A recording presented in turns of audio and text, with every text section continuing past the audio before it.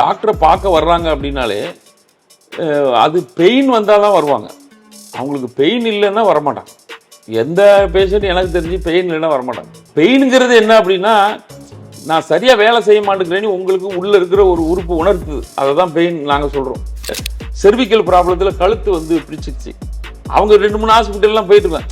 அவங்களுக்கு என்னென்னா, இந்த அக்குபஞ்சரில் எப்படி இந்த கழுத்தெல்லாம் சரி பண்ணுவாங்க அப்படின்னு சொல்லி ஒரு நம்பிக்கை இல்லாமல் வேற வேறு டாக்டர்கிட்டலாம் போய் பார்த்துட்டு அங்கேயும் சரி பண்ணாமல் திரும்ப நைட்டு வந்தாங்க.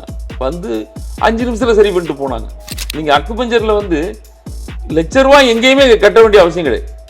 1 லட்சம் 2 லட்சத்துக்கு பேச்சே கிடையாது. ₹100 இருந்துருக்கு.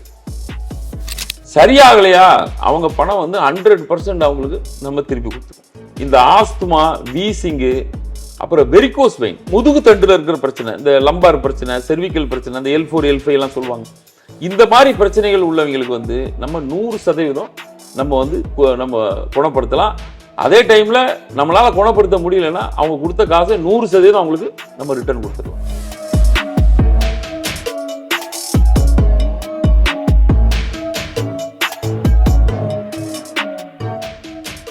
மற்ற மெடிசன்ஸ் எல்லாம் பார்த்தீங்கன்னாக்கா எல்லாம் ரெகுலராக வந்து மெடிசன் எடுத்துக்கணும், அந்த மாதிரியான இதெல்லாம் இருக்குது. அக்குபஞ்சர் மருத்துவத்தை பொறுத்த வரைக்கும் எந்தெந்த மாதிரியான வியாதிகள்லாம் வந்து முழுமையான தீர்வு, அதை உடனடியாக தீர்வு, இப்போ எனக்கு வந்து ஒரு கழுத்து வலி, எலும்பு சம்மந்தமான வலி, இல்லை வந்து எனக்கு வந்து நரம்பு வலியோ அந்த மாதிரியான வலி வேதனைகளோடு வரவங்களுக்கு உடனடியான தீர்வு கிடைக்குமா டாக்டர்?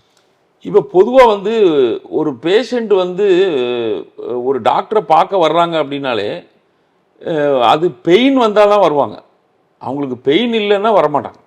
எந்த பேஷண்ட் எனக்கு தெரிஞ்சு பெயின் இல்லைன்னா வரமாட்டாங்க. அப்போ பெயினுங்கிறது என்ன அப்படின்னா, நான் சரியாக வேலை செய்ய மாட்டேங்கிறேன்னு உங்களுக்கு உள்ளே இருக்கிற ஒரு உறுப்பு உணர்த்துது. அதை தான் பெயின் நாங்கள் சொல்கிறோம். அப்போ ரொம்ப இது வேலை செய்யாமல் போனோடனே அந்த பெயின் அதிகமானோடனே வர்றாங்க. ஸோ ஒரு டாக்டராக வந்து முதல்ல நோயாளிக்கு நம்ம வந்து செய்ய வேண்டிய முதல் விஷயம் என்ன அப்படின்னா, அவங்களுடைய பெயினை வந்து நம்ம ரிமூவ் பண்ணணும், எடுத்துடணும். அதுதான் ஃபஸ்ட்டு நம்ம செய்யக்கூடிய, அது ஒரு ஃபஸ்ட் எய்டுன்னு கூட நம்ம எடுத்துக்கலாம். ஸோ அதை வந்து நம்ம அக்குபஞ்சர் சயின்ஸில் வந்து நம்ம கரெக்டாக அந்த சேனலை தூண்டுறது மூலமாக அவங்களுக்கு பெயின் வந்து இமிடியேட்டாக போயிடும். அதை கரெக்டாக பண்ண தெரியணும். பண்ண தெரிஞ்சால் நம்ம வந்து ஒரு வர்ற பேஷண்ட் எல்லாத்துக்குமே அந்த பெயினை நம்ம உடனே ரிலீஸ் பண்ணிடுறோம். இது சில பேஷண்ட்டுக்கெலாம் வந்து பார்த்தீங்கன்னா ஒரு 30 செகண்ட்ஸ்லேருந்து ஒரு 1 to 3 மினிட்ஸ்லேயே அவங்களுக்கு வந்து கம்ப்ளீட்டாக பெயின் எல்லாம் ரிலீஸ் ஆகிடும். ஸோ அது அவங்களுக்கு ஒரு பாசிட்டிவாக அவங்க ஃபீல் பண்ணுவாங்க. ஸோ இதில் வந்து இப்படிலாம் கூட நீங்கள் பண்ணுறீங்களா, இந்த பெயின் எப்படி போச்சு அப்படிங்கிற மாதிரிலாம் நிறைய பேருக்கு பெரிய அதிசயமாகவே நடந்திருக்கு பெயின் சம்மந்தப்பட்ட விஷயங்களில். இன்னும் சில விஷயங்கள் எடுத்து பார்த்தீங்கன்னா, இப்போ வந்து ஆஸ்மாலாம் எடுத்துக்கிட்டிங்கன்னா அவங்களுக்கு மூச்சு திணறல் ஒரு மாதிரி, அவங்க அந்த நெபுலைசர் வச்சு பஃபிங் இதெல்லாம் பண்ணிவிட்டு அதுக்கு நிறைய மெடிசன்லாம் எடுத்துகிட்டு இப்படி இருக்கிற பேஷண்ட்டெல்லாம் இருக்காங்க. ஸோ நிறைய டைம் வந்து நிறைய பேஷண்ட், இந்த ஆஸ்மா பேஷண்ட் வந்து நம்மகிட்ட நிறைய பேர் வந்திருக்கிறாங்க. ஸோ பை காட்ஸ் கிரேஸ் வந்து அவங்களுக்குலாம் அந்த ரெஸ்பிரேட்டரி இஷ்யூஸ் வந்து ஒரு 30 செகண்டில் வந்து கிளியர் ஆயிருக்கு. எல்லாருக்குமே ஆயிருக்காது. இப்போ ஆஸ்துமா பேஷண்ட்லாம் வந்து முழுமையாக குணப்படுத்த முடியும். ஆஸ்மா வந்து நம்ம நிறைய பேஷண்ட்டை வந்து குணப்படுத்தியிருக்கிறோம். அதை நம்ம கேரண்டியாகவே சொல்லலாம். ஆஸ்மா பேஷண்ட்டு வந்து அதுவும் கூட பார்த்தீங்கன்னா 15 வருஷம் 25 வருஷம் 30 வருஷம்லாம் ஆஸ்மாவில் இருந்த பேஷண்ட்டெல்லாம் வந்து நம்மகிட்ட குணமடைச்சிருக்காங்க. அது ரொம்ப நாளெலாம் கிடையாது. எனக்கு தெரிஞ்சு ஒரு 5-10 நாள்லேயே வந்து 100% க்யூர் ஆகிருக்காங்க. வந்து 5 நிமிஷத்தில் அவங்களுக்கு அந்த ஆஸ்மா சிம்டமே போயிருக்கு. அப்போ இந்த நாள்பட்ட இதய நோயாளிகள் அந்த மாதிரி எல்லாம் இருப்பாங்கல்ல டாக்டர், சில பேர் ரொம்ப நாள்பட்ட கரோனிக்கல் டிசீஸில் இருப்பாங்க இல்லையா, அவங்களுக்கு உங்களால் எதனால் தீர்வு சொல்ல முடியும்? நம்ம நிறைய ஹார்ட் பேஷண்ட்டை சரி பண்ணியிருக்கோம். இந்த செஸ்ட்டில் இருக்கிற ஒரு கன்ஜெஷன், செஸ்ட்டில் இருக்கிற பெயின், இதெல்லாம் வந்து நம்ம வந்து பெயினை பொறுத்த வரைக்கும் ஒன்றுமே இல்லை. அது நம்ம ஒரு 5 நிமிஷத்தில் எந்த மாதிரி பெயினாக இருந்தாலும் ஒரு 5 மினிட்ஸில் ரிமூவ் ஆகிடும். அது ஒன்றும் இல்லை. அதுக்கப்புறம் அந்த ஆர்கனை நம்ம சரி பண்ணணும். பட் பேஷண்ட்டு நிறைய இடத்துல வந்து ஒத்துழைக்க மாட்டாங்க. ஏன்னா அவங்க பெயினுக்காக தான் வர்றாங்க. அந்த பெயின் போயிடுச்சுன்னா அதுக்கப்புறம் வந்து அவங்க ட்ரீட்மெண்ட்டு கூட சரி வர்றதில்லை. அது நம்ம ஒன்றும் சொல்ல முடியாது. பேஷண்ட்டை நம்ம கூட்டி இன்வைட் பண்ண முடியாது. நீங்கள் வாங்கன்னா வந்து அது நம்மளுடைய அந்த எத்திக்கலாக அது இல்லை. பிஸ்னஸ் எத்திக்ஸில் நம்ம பேஷண்ட்டை இன்வைட் பண்ணக்கூடாது. அதனால் நம்ம அதை யாரையும் கூப்பிட்றதில்ல. அவங்களாம் வந்தால் நம்ம பண்ணி விட்றோம். டாக்டர், நீங்கள் இது வரைக்கும் அக்குபஞ்சர் மருத்துவராக இருந்திருக்கீங்க. நீங்கள் சந்தித்த ஒரு சவாலான ஒரு இதுவாக இருந்ததுனாக்கா, அவங்க நிறைய இடத்துக்கு டாக்டர்கிட்டலாம் போயிட்டு வந்துட்டு உங்ககிட்ட வந்து நல்லா குணமாயிட்டாங்க அப்படின்னு நினச்சிங்கனாக்கா, எந்த மாதிரியான பேஷண்ட்ஸ்லாம் நீங்கள் சொல்லுவீங்க? எந்த மாதிரியான சவால்கள், ஒரு சேலஞ்சஸ்லாம் நீங்கள் மீட் பண்ணீங்க டாக்டர்? ஆக்சுவலாக நிறைய சேலஞ்சஸ்லாம் நம்ம மீட் பண்ணி சக்ஸஸ் பண்ணியிருக்கோம். அதெல்லாம் நிறைய சொல்லலாம். பட் ஒரு குறிப்பிட்டதை நானே நிறைய பேருக்கு சொல்லியிருக்கிறேன் ஆக்சுவலாக. அதை இப்போ ஒரு அம்மாவுக்கு வந்து பார்த்தீங்கன்னா ரைட் சைடு பிரஸ்ட்டில் வந்து ஒரு கட்டி. அவங்களுக்கு வந்து பார்த்தீங்கன்னா அந்த சேம் டே அவங்களுக்கு வந்து ஆப்ரேஷன் வேறு ரெடி பண்ணியிருந்தாங்க. பட் அவங்க ஏற்கனவே நம்மளுக்கு பேஷண்ட் அவங்க. ஸோ அவங்க வந்து அவங்களோட டவுட்டு இந்த தெரப்பியை பற்றின டவுட் வந்து எல்லாருக்குமே இருக்குது. இதெல்லாம் பண்ணிடுவாங்களா அப்படிங்கன்னு டவுட்டு அப்படி இருக்குது. அப்போ அவங்க காலையில் ஃபோன் பண்ணி சொன்னாங்க, இந்த மாதிரி டாக்டர் நான் வந்து எனக்கு இந்த மாதிரி ஒரு பிரச்சனை நான் உங்கள்கிட்ட சொல்லலை, இந்த மாதிரி இன்றைக்கி எனக்கு ஈவினிங் வந்து ஆப்ரேஷன் பண்ண சொல்கிறாங்க. அவங்க ஏற்கனவே அவங்க எனக்கு ஏற்கனவே பேஷண்ட்னா வேற வகையில், இதுக்கு சப்ஜெக்ட் கிடையாது. அவங்க வேற வகைக்கு அதுவும் அவங்க எனக்கு ஆக்சுவலாக என்கிட்ட 3 வாட்டி என்கிட்ட வந்திருக்காங்க. 3 வாட்டியுமே வந்து அவங்க வந்து இந்த பிரஸ்ட்டில் இருக்க கட்டியை விட்டுருங்க. அதுக்கு முன்னாடி 2 வாட்டி எதுக்கு வந்தாங்கன்னா, இந்த ஆஸ்மா பிரச்சனை அவங்களுக்கு வீசிங் அதிகமாகி மூச்சு திணறல் அதிகமாகி அது வந்து 5 நிமிஷத்தில் அவங்க வந்து என்கிட்ட முதல் டைம் சொன்னது, இன்னும் 5 நிமிஷத்தில் நான் செத்தே போயிடுவேன், அந்த அளவுக்கு எனக்கு பிரச்சனை இருக்குன்னு சொன்னாங்க. ஆனால் 1 நிமிஷத்தில் சால்வ் ஆச்சு. இது வந்து 2018. அதுக்கப்புறம் இன்னைக்கு வரை இல்லை. அவங்களுக்கு ஒரு 15-18 வருஷமா இருந்திருக்கு அந்த பிரச்சனை. ஆனால் ஒரே நாள் அது சரியாச்சு அந்த ஆஸ்மா பிரச்சனை. எனக்கே ஆச்சரியமா இருந்துச்சு. அதுக்கப்புறம் அவங்க வந்து ஒரு டைம் வந்து இந்த செர்விக்கல் ப்ராப்ளத்தில் கழுத்து வந்து பிடிச்சிருச்சு. அவங்க 2-3 ஹாஸ்பிட்டல்லாம் போயிட்டு இருக்காங்க. அவங்களுக்கு என்னென்னா இந்த அக்குபஞ்சரில் எப்படி இந்த கழுத்தெல்லாம் சரி பண்ணுவாங்க அப்படின்னு சொல்லி ஒரு நம்பிக்கை இல்லாமல் வேற டாக்டர்கிட்டலாம் போய் பார்த்துட்டு அங்கேயும் சரி பண்ணாமல் திரும்ப நைட்டு வந்தாங்க. வந்து 5 நிமிஷத்தில் சரி பண்ணிட்டு போனாங்க. ஸோ வந்து நிறைய விஷயங்கள் இந்த உடம்புல ரொம்ப ஈஸியாக சரி பண்ணக்கூடிய சப்ஜெக்ட் தான். ஆனால் ஜனம் அதை நம்பி வந்தால் அதெல்லாம் ஈஸியாக சரி பண்ணலாம். ரெண்டாவது இது வந்து எக்ஸ்பென்சிவும் கிடையாது. நீங்கள் அக்குபஞ்சரில் வந்து ₹1,00,000 எங்கேயுமே கட்ட வேண்டிய அவசியம் கிடையாது. 1 லட்சம் 2 லட்சத்துக்கு பேச்சே கிடையாது. ₹100 இருந்துருக்கு. ஆனால் ஜனங்களுக்கு அது புரியல, நம்பிக்கை இல்லை, அதான் வேற ஒன்றும் இல்லை. பட் நம்ம பேஷண்ட் ஒரு வாட்டி வந்துட்டாங்கன்னா அதுக்கப்புறம் எங்கேயும் போக மாட்டாங்க. அது எப்போவுமே போக மாட்டாங்க. எவ்வளோ இதெல்லாம் இருந்தாலும் நம்மளோட கன்சல்ட்டாவது பண்ணிடுவாங்க. அப்படிதான் அந்த பேஷண்ட் வந்து கடைசி நேரத்தில் சரி நம்ம அவங்களும் இப்போ 2 வாட்டி சக்ஸஸ் ஆகிட்டே நம்மளனா இப்போ சில பேஷண்ட் எப்படி நம்புவாங்க. ஆனால் அதுக்கப்புறம் 3ஆவது வாட்டி பண்ணாங்க. நீங்கள் என்ன நினைச்சாலும் சரிதான், அந்த பிரஸ்ட்டில் இருக்க கட்டி 1 நிமிஷத்தில் போச்சு. அது ஒரு மிராக்கிள்னு தான் நம்ம சொல்ல முடியும். அந்த அளவுக்கு போச்சுனாக்க டிஸப்பியர் ஆயிடுச்சு. 1 நிமிஷத்தில் ஆச்சு. அதே மாதிரி இன்னொருத்தங்களுக்கு வந்து கழுத்தில் கட்டி, அவங்களும் ஒரு 6 months வந்து ஒரு நிறைய ஹாஸ்பிட்டல்லாம் போய் பார்த்துருக்காங்க. ஈவன் அக்குபஞ்சர் கூட நிறைய ஒரு 1-2 இடத்துல போய் பார்த்துருக்குறாங்க. பட் அதான் சொல்கிறேன், இந்த அக்குபஞ்சர் டாக்டர் வந்து எல்லாரும் ஒரு முழு நாலேஜோடு இருப்பாங்க நம்ம சொல்ல முடியாது. அவங்களுக்கு எந்த ஆள் கற்றுக் கொடுத்துருக்காங்களோ அந்த அளவுக்கு அவங்களுக்கு அந்த நாலேஜ் இருக்கும். எல்லா நாலேஜும் எல்லாரும் கிடைச்சிருது இல்லைல்ல. இப்போ ஈவன் அலோபதியிலே கூட இவர் ஹார்ட் ஸ்பெஷலிஸ்ட்னு சொல்கிறான், அப்போ மற்றவங்களாம் ஸ்பெஷலிஸ்ட் இல்லையா? அவர் அதில் கொஞ்சம் எக்ஸ்பர்ட்டாக இருந்திருப்பார். அதனால் அதில் கொஞ்சம் அவர் பேரெல்லாம் பெருசாகிடுக்கும். இவர் வந்து அதில் ஸ்பெஷலிஸ்ட் அந்த மாதிரி அக்குபஞ்சர்லேயே வந்து எல்லா டாக்டரும் ஒரே மாதிரி ட்ரீட்மெண்ட் கொடுக்கான்னு சொல்ல முடியாது. பட் ஒரு சில விஷயங்கள் நம்ம கொஞ்சம் ஆழமாக படித்ததுனால அது கொஞ்சம் நம்ம ஈஸியாக கொடுக்குறோம். மற்ற டாக்டராக இருந்தால் கொஞ்சம் டைம் எடுக்கலாம் ஒருவேளை. அது அவங்களுடைய ப்ராக்டிஸிங் கெப்பாசிட்டியை பொறுத்து பண்ணலாம். நீங்கள் எத்தனை வருஷமாக இந்த துறையில் இருந்துட்டு மக்களுக்கு சேவை செய்கிறீங்க? இது நான் 12 இயர்ஸாக இருக்கிறேன். 12 வருஷமாக இதில் நான் இது பண்ணியிருக்கேன். 12 வருஷமாக பண்ணியிருக்கீங்க. சரி, இப்போது மற்ற மருத்துவமனைகள்லாம் சொன்னீங்க பார்த்தீங்கன்னாக்கா, எங்கள் மருத்துவமனைக்கு வந்தீங்கன்னாக்கா உங்களுக்கு 100% வந்து குணம் உத்தரவாதம் அப்படின்லாம் சொல்கிறாங்க. ஆனால் வந்து ஆப்வியஸ்லி தொடர்ந்து போகிற மாதிரி தான் இருந்திருக்காங்க. உங்களை பொறுத்த வரைக்கும் இன்னும் உங்களோட அக்குபஞ்சர் டாக்டராக நீங்கள் வந்து சேலஞ்சிங்காக எதனா சொல்ல முடியுமா? இந்த மாதிரி எங்ககிட்ட வந்தாங்க நான் இதை குணப்படுத்த முடியும் உங்களால் எதுனா சொல்ல முடியுமா? இந்த உலகத்தில் வந்து மெடிக்கல் சயின்ஸில் வந்து இந்த உடம்புல ஏற்படக்கூடிய எந்த வியாதிக்கு வந்தும் இதுவரை யாரும் வந்து ஒரு முழு உத்தரவாதமாக ரிட்டனில் எழுதி கொடுக்கறது கிடையாது. அதில் நான் ஒரு ஆள் வந்து என்ன பண்ணேன்னா, அதை நம்ம அடித்த அந்த பேம்ப்ளெட்லேயே கூட 100% வந்து மணி பேக் கேரண்டின்னு போட்டு பிரிண்ட் பண்ணியே கொடுத்தேன். மணி பேக் கேரண்டி 100%ன்னு சொல்லி கொடுத்தேன்.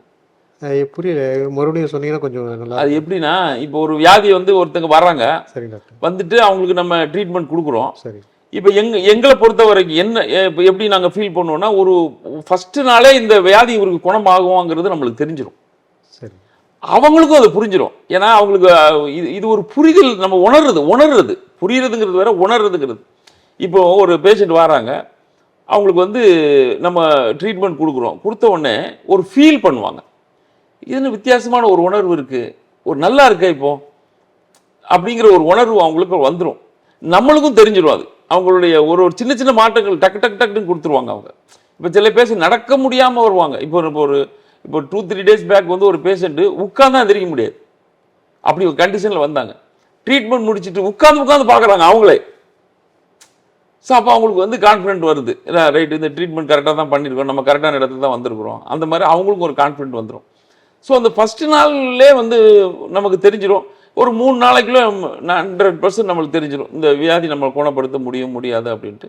ஒரு சில வியாதி குணப்படுத்த முடியாமலாம் கூட இருக்குது. பட் நம்ம பார்த்தீங்கன்னா ஒரு 100 பேஷண்ட்டில் வந்தால் ஒரு பேஷண்ட் அந்த மாதிரி மிஸ் ஆகியிருக்காங்க. பட் 99 பேஷண்ட்டுக்கு அந்த மாதிரி ஆகாது. அது ஒரு ரேர் கேசஸ் அந்த மாதிரி ஆகுது. மற்றபடி 99% நம்ம இந்த கான்ஃபிடென்ட்டாக ஏன் சொல்கிறோம் மணி பேக் கேரண்டி அப்படின்னா, 1% தானே மிஸ் ஆக போகுது, 99% அந்த மாதிரி ஆக போகிறது கிடையாது. ரெண்டாவது, ஒரு குணப்படுத்தாம அவங்ககிட்ட இருந்து பணம் வாங்குறத இப்போ நான் என்ன நினைக்கிறேன்னா, அது ஒரு சாபமா நினைக்கிறேன். அது நமக்கு அந்த, ஏன்னா அவங்க மைண்ட்ல வந்து நமக்கு குணப்படுத்தாம டாக்டர் காசு வாங்கிட்டாருன்னு நினைப்பாங்க. இப்போ அவங்க வந்து வெளியே வேணா சொல்லாமல் இருக்கலாம், பட் வந்து 100% இப்போ வேணா நிறைய எங்கிட்டே சிலர் வந்து சொல்லுவாங்க, சார் அந்த டாக்டர்கிட்ட போனேன் சார், ஹாஸ்பிட்டலுக்கு போனதில் எனக்கு ஒரு 3 லட்ச ரூபா செலவு, 4 லட்ச ரூபா செலவு, வட்டிக்கு வாங்கி கட்டினேன் சார், இப்போ வட்டிக்கு கட்ட முடியாமல் இருக்கேன் சார். இப்போ அப்போ ஆள் மனசில் வந்து அவங்க திட்டிருப்பாங்க, நம்மக்கிட்ட நேரடியாக கூட திட்டாம. அப்போ நம்மளும் அதே மாதிரி செஞ்சோம்னா அவங்க வெளியே போய் நம்மளையும் திட்ட தான் செய்வாங்க. கடவுள் நம்மளை ஹெல்த்தியாக வச்சிருக்கிறாரு, அதுவே நமக்கு பெரிய விஷயம். ஹெல்த் இல்லாதவங்ககிட்ட போய் கேட்டால் தான் ஹெல்த்தை பற்றி சொல்ல முடியும் கரெக்டாக. இப்போ ஒருத்தருக்கு வந்து கிட்னி ஃபெயிலியர் ஆகிடுச்சின்னு வச்சுக்கோங்களேன், டயாலிசிஸ் பண்ணிகிட்டு இருக்காரு. அவருடைய மனசில் அந்த கிட்னிக்கு ஒரு ப்ரைஸ் இருக்கா? நமக்கு இப்போ கிட்னி நீங்கள் வெளியே வாங்க கூட முடியாது, யாரும் வந்து டொனேட்டும் பண்ண முடியாது லீகலாக. வந்து இப்போ அந்த இதெல்லாம் பிளாக் பண்ணி வச்சுருக்காங்க. அது உங்களுடைய அம்மாவோ அண்ணனோ தம்பியோ அப்பாவோ தான் கிட்னி கொடுக்கணும். அப்போ கிட்னிக்கு வந்து நீங்கள் 50 லட்சம் 1 கோடி கொடுத்தா கூட உங்களுக்கு யாரும் கிட்னி தரமாட்டாங்க. அப்போ நம்மக்கிட்ட இறைவன் வந்து நம்மளுக்குள்ளே இருக்கிற ஆர்கன் எல்லாம் ப்ராப்பராக வேலை செஞ்சுட்டு இருக்கப்போ இது எவ்வளோ கோடிக்கணக்கான ரூபா உள்ள உறுப்பு நம்மளுக்கு ஃப்ரீயாக கிடச்சிருக்குல்ல, அது நல்லபடியாக வேலை செஞ்சுருக்கு. அதையே நம்ம போட்டு தேவையில்லாமல் ஒரு 500-1000 ரூபா காசுக்கு விடணும். அதனால் வந்து சரியாகலையா அவங்க பணம் வந்து 100% அவங்களுக்கு நம்ம திருப்பி கொடுத்துருவோம். இப்பயும் அதே இப்போமா தான் எப்போமா தான் நம்மக்கிட்ட வந்து வியாதி எனக்கு சரியாகலை, நம்மக்கிட்ட கொடுத்த காசை அவங்க ரிட்டர்ன் வாங்கிட்டு போயிடலாம். அவ்வளோ கான்ஃபிடென்ட்டாக சொல்லுங்கள். அவ்வளோ கான்ஃபிடென்ட்டாக கொடுக்கலாம். இதுவரை நான் திருப்பி கொடுத்தது ஒரே ஒரு பேஷண்ட் தான், அவருக்கு பண்ணலை. அது முத நாளே கொடுத்துட்டேன். ஏன் டாக்டர்? என்ன காரணம்னா, இப்போ ஒரு எக்ஸாம்பிள், இந்த இடத்துல நம்ம வந்து இந்த பாயிண்ட்டை நம்ம போட்டோம்னா அது இந்த வேலை செய்யணும் அப்படிங்கிறது நம்மளுக்கு தெரியும். அப்போ அந்த பாயிண்ட் போட்டு அந்த வேலை செய்யலைன்னா அதுக்கப்புறம் அந்த வேலை செய்யவே முடியாது, செய்யாதது. நான் அதுக்கப்புறம் இன்னும் அந்த பேஷண்ட்டை ஃபாலோ பண்ணிட்டு இருக்கேன். இப்போ வந்து அந்த பேஷண்ட்டை நான் ட்ரீட்மெண்ட் என்கிட்ட வந்து ஒரு 2 இயர்ஸ்க்கு மேலே ஆச்சு. இப்பவும் அவர்கிட்ட நான் ஃபாலோ பண்ணுவேன், வேற எங்கேயாவது சரியாச்சான்னு பார்ப்பேன். ஆனால் அவர் இன்னைக்கு வரை சரியாகல. அவர் அதுக்கப்புறம் நிறைய டாக்டர்லாம் பார்த்துருக்காரு, பல மருத்துவ முறைகளெல்லாம் அவர் பார்த்துருக்கிறார். அவருக்கு என்ன விதமான பிரச்சனையாக இருக்குது? அவருக்கு என்ன பிரச்சனைனா, இப்போ இந்த அவர் 2 வீலர் ஓட்டுவார். அவர் வந்து ஆக்சுவலாக ரியல் எஸ்டேட் பண்ணிக்கிட்டு இருக்கிறாரு. இந்த ஆக்சிலேட்டர் கொடுத்தோம்னா அவருடைய கையில் வந்து ஒரு கரண்ட் ஷாக் மாதிரி ஆகும். இன்னொரு ஒரு விஷயம் என்ன அப்படின்னா, சேம் கேஸ் நான் ஏற்கனவே ஒரு ஆளுக்கு சரி பண்ணியிருக்கேன், ஆனால் அவருக்கு சரியாச்சு, இவருக்கு சரியாகல. அது எதுக்கு நம்மளுக்கு தெரியாது. சில விஷயங்கள் நம்மளால் கண்டுபிடிக்க முடியாது. அதெல்லாம் இருக்குது, அக்குபஞ்சர்லாம் எல்லாம் இருக்குது. அது எல்லாரும் எல்லா வியாதியும் குணப்படுத்திட்டாங்கன்னு சொல்ல முடியாது. பட் இப்போ அக்குபஞ்சரில் முழுமையாக குணப்படுத்தக்கூடிய வியாதிகள் நீங்கள் எதெல்லாம் சொல்லுவீங்க டாக்டர்? இப்போ எங்களை பொறுத்த வரைக்கும் வந்து நிறைய வியாதிகளை குணப்படுத்த முடியும். ஒரு சில வியாதிகள் உள்ள பேஷண்ட் நம்ம எடுக்கிறது இல்லை, ரொம்ப ஸ்டேஜ் எல்லாம் மாறி போய், ஏன்னா நம்ம வந்து கிளினிக் தான் வச்சுருக்கோம், இன்னும் இன்பேஷண்ட் நம்மள்ட்ட பண்ண முடியாது. அப்படி ரொம்ப ஒரு கிரிட்டிக்கல் கண்டிஷனில் இருக்க பேஷண்ட் நம்ம பெரும்பாலும் எடுக்கிறது இல்லை. பட் நம்ம வந்து 100% வந்து கேரண்டியாக நம்ம பண்ணி கொடுக்கலாம். அப்படின்னா இந்த ஆஸ்துமா, வீசிங்கு, அப்புறம் வெரிகோஸ் வெயின், அப்புறம் வந்து முதுகு தண்டில் இருக்கிற பிரச்சனை, இந்த லம்பார் பிரச்சனை, செர்விக்கல் பிரச்சனை, இந்த L4 L5 எல்லாம் சொல்லுவாங்க. இந்த மாதிரி பிரச்சனைகள் உள்ளவங்களுக்கு வந்து நம்ம 100% நம்ம வந்து நம்ம குணப்படுத்தலாம். அதே டைமில் நம்மளால் குணப்படுத்த முடியலன்னா அவங்க கொடுத்த காசை 100% அவங்களுக்கு நம்ம ரிட்டர்ன் கொடுத்துடலாம். அதில் எந்த விதமான மாற்றமும் கிடையாது. அதை வந்து அவங்க ராயலாக வந்து நம்மகிட்ட கிளைம் பண்ணிட்டு போகலாம். இதை தவிர்த்துட்டு இப்போ இந்த மாதிரி மூலவியாதி அப்படின்லாம் சொல்கிறோம், மூலவியாதி வருது, அப்புறம் வந்து அவங்களுக்கு வந்து அந்த உடல் சூடு, இந்த மாதிரி பல்வேறு உடல் உபாதைகள் இருக்கு இல்லையா, இது எல்லாத்துக்குமே வந்து ஜென்ரல் மெடிசன் மாதிரி நீங்கள் ஏதாவது ஜென்ரல் மெடிசன், ஜென்ரல் அக்குபஞ்சர் மாதிரி ட்ரீட்மெண்ட் மாதிரி எதனா கொடுக்குறீங்க? மூல வியாதிகள் நம்ம சரி பண்ணியிருக்கோம். இப்போ வந்து ரத்த மூலம்னு சொல்லிட்டு அவங்களுக்கு வந்து ரத்தம்லாம் வரும். அந்த மாதிரி டைமில் கூட நம்ம ஒரே ஒரு ஊசி போட்டு அந்த ரத்தத்தை ஒரு செகண்டில் நிப்பாட்டி அதுக்கப்புறம் நம்ம அது வேற ஒன்றும் இல்லை. மூலவியாதி வந்து எக்ஸஸ் ஹீட்டுங்க. அது வந்து நம்ம பிளட்டை கூல் பண்ணி பிளட்டை கூல் பண்ணால் பாடி கூல் ஆயிரும். அது அதுவாகவே சரியாயிரும். அதான் நான் உங்களுக்கு ஏற்கனவே சொல்லலாம், வியாதிங்கிறது பொய். இந்த ஹீட்டு கோல்டு தான் மாறி மாறி உங்களை வியாதியாக காமிக்குது. ஒரு இடத்துல ஹீட் அதிகமாக இருக்கும், ஒரு இடத்துல கோல்டு அதிகமாகிடும். எது அதிகமானாலும் உங்களுக்கு பிரச்சனை தான். வியாதினி ஒண்ணுங்கிறது நம்ம வச்ச பேரு. அப்போ மூலத்தை அறுவை சிகிச்சை இல்லாமல் குணப்படுத்த அறுவை சிகிச்சை இல்லாமலே பண்ணிடலாம். அது ஈவன் ரத்த மூலமாக இருந்தால் கூட பண்ணிடலாம். இப்போ அலோபதி மெடிசின் மெடிக்கல் ஆங்காலஜிலாம் போனாங்கன்னாக்க உடனே வந்து உங்களுக்கு ஆப்ரேஷன் பண்ணணும் சார் அப்படின்னு சொல்லிடுறாங்க. ஏதாவது ஒரு வியாதி உறுப்பு பாதிக்கப்பட்டு போனால் அந்த உறுப்பை அகற்றணும்னு சொல்கிறாங்க. ஆனால் அந்த உறுப்பை அகற்றுற மாதிரியான சுச்சுவேஷனோட ஒருத்தர் உங்ககிட்ட வராருனாக்கா நீங்கள் சொல்கிற தீர்வு என்னவா இருக்கும்? அவர் உறுப்பு அகற்றாமல் வந்தால் குணப்படுத்திடலாம். ஆனால் அகற்றிட்டு வந்தால் பண்ண முடியாது. ஏன்னா உடம்புல இருக்கிற ஒவ்வொரு உறுப்பு வந்து ஒரு ஒரு காரணத்துக்காக தானே படைக்கப்பட்டிருக்கு. இப்போ கேல் பிளாடரில் ஸ்டோன்னு சொன்னால் கட் பண்ணிடுறாங்க. கட் பண்ண அப்புறம் தான் சொல்கிறாங்க நீங்கள் நான் வெஜிடேரியன்லாம் சாப்பிடக்கூடாதுன்னு சொல்லிட்டு. அப்போ ஏன் கட் பண்ணுறதுக்கு முன்னாடி சொல்ல வேண்டியதானே? இப்போ கேல் பிளாடரில் வந்து அந்த பைல் ஜூஸ் வந்து கேல் பிளாடருக்கு ஒரு பை, அதில் வந்து இந்த லிவரில் உள்ள அந்த பைல் எல்லாமே வந்து அதில் ஸ்டோர் ஆகும். அது வந்து நம்ம நான் வெஜிடேரியனோ இல்லை அதிகமாக அந்த நம்ம ஆயில் ஃபுட்டு ஏதாவது எடுத்துட்டோம் அப்படின்னா அது ஜீரணம் பண்ண முடியாது. இந்த பைல் வந்து அதில் கொட்டி அது ஜீரணமாயிடும். ஸோ இந்த சிஸ்டம் அதுக்குள்ளே இருக்குது. இதுதான் இறைவனுடைய படைப்பு. இப்போ கேல் பிளாடரை ரிமூவ் பண்ணி விட்டாங்கன்னா இந்த வேலை யார் செய்வா? தெரியல எதுக்கு அப்படி உடனே எடுத்து விடுறாங்கன்னு. போனாலும் எல்லாத்தையும் ஆப்ரேஷன் பண்ணி இந்த ஜனங்களாம் அதுக்கு பின்னாடி நம்ம டக்குனி போய் எல்லாத்தையும் சரி பண்ணிட்டு இப்போ யூட்ரஸை ரிமூவ் பண்ணி விட்றாங்க டக்குனி. பிசிஓடின்னு போனீங்கன்னா அதில் உடனே உங்களுக்கு வந்து பின்னாடிலாம் கேன்சர் வந்துடும். அது வந்துட்டு இது என்னமோ சொல்கிறாங்க. ஜனங்களும் போயிட்டு ஆப்ரேஷன் பண்ணிட்டு வந்துடுறாங்க. சரி, புற்றுநோய் குணப்படுத்த முடியுமா டாக்டர்? புற்றுநோய் குணப்படுத்த முடியும். நான் எடுக்கிறதில்ல அந்த பேஷண்ட்டை. பட் புற்றுநோய் வந்து குணப்படுத்த அக்குபஞ்சரில் பண்ணியிருக்காங்க. நீங்கள் எடுக்கிறது இல்லை. எதுக்காக எடுக்கிறது இல்லைன்னா இப்போ வந்து புற்றுநோயாளி வந்து புற்றுநோயால் பாதிக்கப்பட்ட ஒரு நோயாளிகள் வந்து ஒரு ஸ்டேஜ் ரொம்ப தாண்டிட்டாங்கன்னா அவங்களுடைய டெத்து வந்து ரொம்ப சடனாக இருக்கும். இப்போ ஒரு எக்ஸாம்பிள் சொல்கிறேன். இப்போ நான் வந்து ஒரு வீட்டில் அந்த ஒரு புற்றுநோயாளியோடைய அம்மாவுக்கு நான் ட்ரீட்மெண்ட் கொடுத்தேன். அப்படி கொடுத்துட்டு இருக்கும்போது ஒரு நாள் அவங்க வந்து என்ன கூப்பிடலன்னொடனே அவங்களுடைய பையனுடைய ஃப்ரெண்டு ஒருத்தங்களுக்கு நான் ஃபோன் பண்ணுறேன். இப்படி உங்கள் ஃப்ரெண்டு வீட்டுக்கு வரணும், ஆனால் அவர் ஒன்றும் எனக்கு ஃபோன் பண்ணலை அப்படின்னு கேட்கணுமா. அவர் ஃப்ரெண்டு சொல்கிறாரு, இல்லை அவங்களுடைய தங்கச்சி இன்னைக்கு இறந்துட்டாங்க. அப்போ அவங்கள நான் பார்த்ததே 2 நாளைக்கு முன்னாடி அவங்கள பார்த்துருக்குறேன். அவங்க வந்து எனக்கு காஃபி போட்டு கொடுத்தாங்க. நடமாட்டத்தில் இருக்காங்க, எங்கிட்ட கேட்குறாங்க, நல்லா சொல்கிறாங்க. மேடம் இப்போ நீங்கள் எப்படி இருக்கீங்கன்னு கேட்குறேன். இப்போ எனக்கு ஒன்றும் பிரச்சனை இல்லை சார், எந்த ஃபீலும் பண்ணல. ஆனால் கீமோ நான் ரொம்ப பண்ணேன், அப்போ இப்போ வந்து கீமோவும் பண்ணலை, நான் நல்லா இருக்கேன் அப்படின்னாங்க. ஆனால் ஒரு 2 டேஸில் வந்து சடனாக அவங்க இறந்து போகிறாங்க. ஸோ அந்த மாதிரி ஒரு சூழ்நிலை இருக்கிற பட்சத்தில் திடீர்னு நம்மளுடைய கிளினிக்கில் வந்து அவங்களுக்கு ஒரு ஏதாவது நடந்துருச்சு அப்படின்னா அதுக்கு நான் ஏதாவது பொறுப்பாகிடக்கூடாதுல்ல. அதனால் அதை வந்து நான் அவாய்ட் பண்ணிக்கிறேன் ஒழிய மற்றபடி அதை ட்ரீட்மெண்ட் பண்ணக்கூடாது அப்படின்லாம் ஒன்றும் இல்லை. பண்ணணுன்னா பண்ணலாம். அவங்க வீடுகளுக்கு போய் நம்ம பண்ணணுன்னா பண்ணலாம். நம்ம இடத்துல வச்சு பண்ணுறதுல இது ஒரு பிரச்சனை இருக்குது. அது உங்களுக்கு புரிஞ்சிருச்சுன்னு நினைக்கிறேன். நம்ம இடத்துலன்னா அது நாளைக்கு போலீஸ் வந்து இந்த ஆள் எங்கே இருந்தாங்கன்னு கேட்பாங்கல்ல. இந்த இடத்துல இருந்தால் அப்போ அவன் அங்கே ஏன் போனாங்க, அங்கே யார் இருந்தாங்க அப்படிம்பாங்க. அது கொஞ்சம் புரிஞ்சுக்கிட்டாங்கன்னா இல்லைங்க ஃப்ரெண்டு அக்குபஞ்சர்னு சொல்லி சமாளிக்கலாம். இல்லைன்னா அவர் ஏதோ ஒரு ஊசியை குத்துட்டாருங்க அதில் செத்துட்டாங்க அப்படின்னா பெரிய பிரச்சனை ஆகிடக்கூடாது. அதனால் அந்த மாதிரி பேஷண்ட்டு ஒரு 2-3 பேஷண்ட் எடுக்க மாட்டேன் நான்.